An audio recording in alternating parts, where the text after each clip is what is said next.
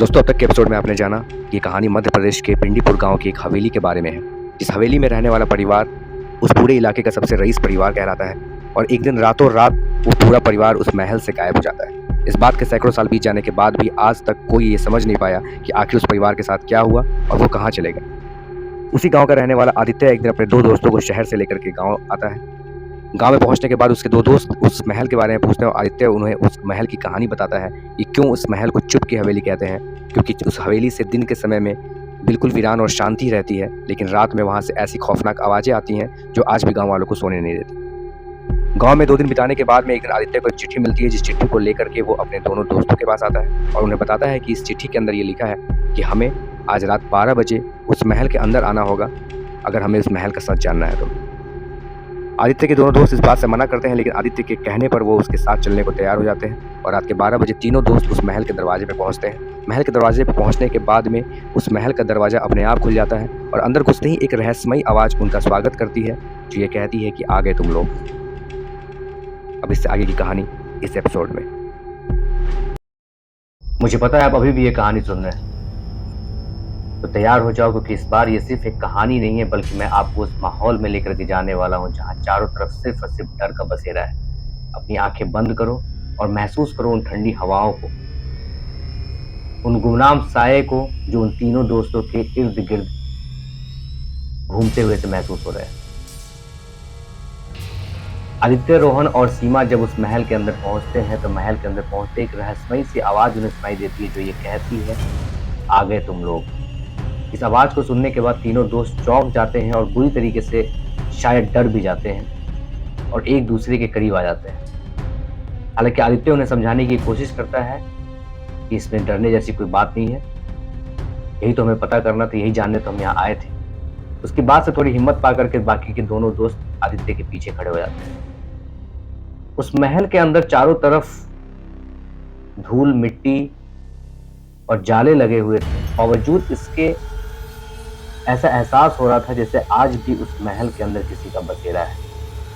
किसी के होने का एहसास उन तीनों दोस्तों को बराबर महसूस हो रहा था। टॉर्च की हल्की रोशनी में उन तीनों दोस्तों ने महल के हर कोने की तरफ नजर डालने की कोशिश, और इस कोशिश में आदित्य को एक दीवार नजर आए, जिस दीवार के ऊपर शायद कुछ लिखा हुआ था। हालांकि धूल से सने हुए उस दीवार पे लिखे हुए उस शब्दों को पढ़ पाना बहुत मुश्किल था, तो आदित्य ने उसे करीब जाकर के देखने की कोशिश की।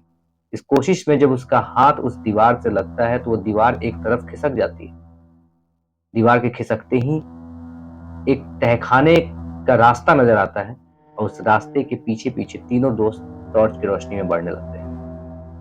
वो रास्ता नीचे की तरफ जाकर के एक बहुत बड़े से कमरे में खुलता है। इस कमरे के बीचों बीच एक संदूक पड़ा हुआ था। संदूक को देखने के बाद में आदित्य उस संदूक की तरफ लपक करके भागता है। उसके भागते ही सीमा और रोहन दोनों एक दूसरे को देखते हैं, मानो कह रहे हो कि क्या आदित्य इसी संदूक के लिए यहाँ आया था। और इन सबसे बेपरवाह आदित्य उस संदूक को खोलता है। संदूक को खोलते ही उसके अंदर से एक डायरी मिलती है जो धूल और मिट्टी से सनी हुई थी। उस डायरी को हाथ में लेकर के आदित्य उसे पढ़ने की कोशिश करता है, और इस बीच बाकी के दोनों दोस्त उस महल के हर दीवार की तरफ अपनी नजर घुमाते रहते हैं, शायद डर की वजह से या शायद इस जिज्ञासा में कि आखिर इस महल में उन्हें बुलाया क्यों गया है। डायरी को नीचे रखने के बाद आदित्य कहता है कि इस कमरे में ऐसा कुछ नहीं है जिससे हम ये समझ सके कि हमें यहाँ पे क्यों बुलाया गया है और किसने बुलाया है। तो क्यों ना हम महल के दूसरे कोने में जाकर के देखते हैं, शायद वहां हमें कुछ नजर आ जाए। आदित्य की बात मानने के सिवा उन दोनों दोस्तों के पास में कोई चारा नहीं था, तो उनको लेकर के यहाँ आने वाला आदित्य था। उस महल के बारे में ज्यादा जानकारी आदित्य के पास थी, और ये सारी हिम्मत जो है वो आदित्य ने ही बटोरी थी, जिसके बाद ये दोनों दोस्त उसके पीछे आए थे। आदित्य अपनी बात पूरी खत्म करके महल के दूसरे कोने की तरफ बढ़ता है, और उसके बाद दोनों दोस्त उसके पीछे उसकी तरफ आते आते चले जाते हैं।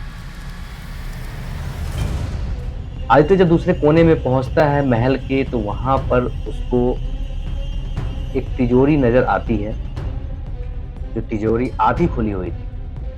उस तिजोरी को देखने के बाद में आदित्य अपने दोनों दोस्तों की तरफ देखता है और एक हैरतअंगेज तरीके से मुस्कुराता है। उसकी मुस्कुराहट को ना रोहन समझ पाता है, ना सीमा समझ पाती है। दोस्तों, कहानी के इस दूसरे एपिसोड में हमने ये जाना कि वो तीनों दोस्त महल के अंदर तो दाखिल हो जाते हैं, लेकिन बाकी के दो दोस्त सीमा और रोहन को ये समझ नहीं आता कि आखिर उनके यहाँ आने का मकसद क्या था। महल के अंदर जैसे जैसे वो बढ़ते चले जाते हैं, आदित्य के हाव भाव, उसकी हरकतें जो है वो बदलती चली जाती हैं। तो आखिर क्या कारण था जिसकी वजह से आदित्य अपने उन दो दोस्तों को महल के अंदर लेकर के आया था? क्या इसके पीछे आदित्य की कोई खास वजह थी, या आदित्य ये सब कुछ एक प्लानिंग के तौर पे कर रहा था? क्या वाकई में उस महल के साथ आदित्य के कुछ पुराने तार जुड़े हुए थे, या आदित्य कुछ ढूंढने की तलाश में उस महल के अंदर आया था जिसके बारे में शायद सिर्फ आदित्य को पता था? आखिर क्या थी वो वजह जिसकी वजह से उस महल का पूरा परिवार जो है वो रातों रात गायब हो गया? इन सारे सवालों के जवाब हम इस कहानी के अगले एपिसोड में जानेंगे। तो कहानी के इस अगले एपिसोड को देखने के लिए इस चैनल को फॉलो जरूर करें, हमारे पेज को लाइक जरूर करें और वीडियो को शेयर करना ना भूलें। मिलते हैं अगले एपिसोड में हर सुबह 10 बजे एक नई कहानी, एक नए एपिसोड के साथ। तब तक के लिए बहुत बहुत धन्यवाद।